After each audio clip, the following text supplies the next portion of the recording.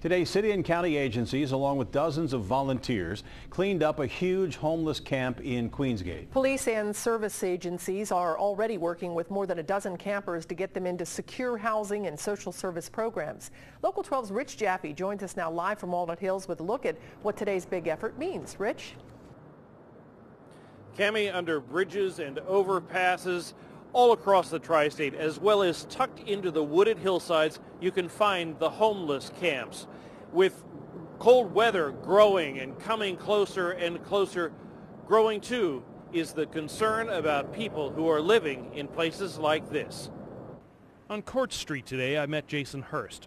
Temporarily homeless and between jobs, Jason came here from Florence, Kentucky, looking for a little help. Especially over in Kentucky, there is no help over there. Like in Florence, Kentucky, there's nothing. No soup kitchens, no shelters, no nothing. And so I come over here, and the first day I was over here, somebody took my backpack with all my IDs and everything in it, and I can't get in the drop-in center because I don't have an ID. More than a dozen homeless people like Jason used to call this place home.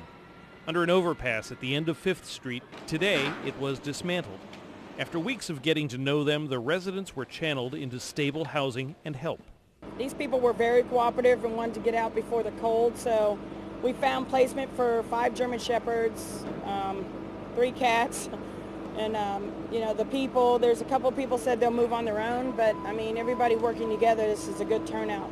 Volunteers from Lighthouse Youth Services, police, deputies, and public works employees all pitching in for the cleanup. They picked up furniture, garbage, a mountain of broken glass, and even a prosthetic foot. 8 dumpsters of stuff hauled out. It's a place I've seen before. One of the residents here died as a result of a fire in 2011.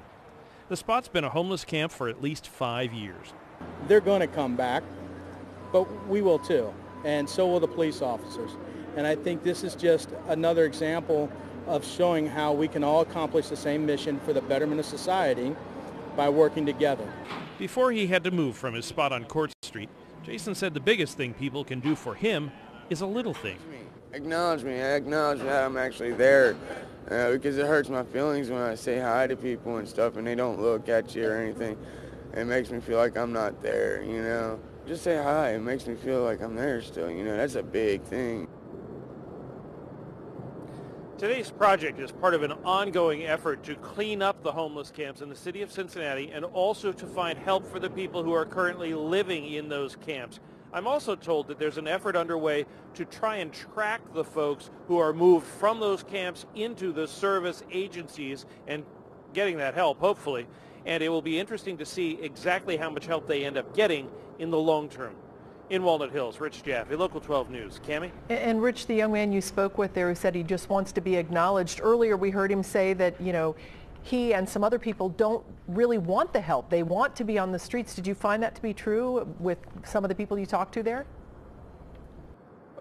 Over the years, I've talked to many people who will tell you that they prefer to be where they are rather than in some of the shelters and that sort of thing. But there are also a lot of people out there, and there are also a lot of new service agencies out there designed to help them. And Jason was one who said, I'm only out here temporarily. He hopes to go back to work in a couple of weeks. And he said it's really, really specific to the person you're talking to. Many of them are happy for the help. Many of them really don't want it. Right. Well, it's nice to know that the help is there for those who do. Rich, thank you.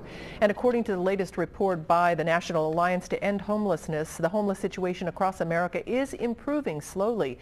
The biggest impediment to significant change remains the availability of affordable housing.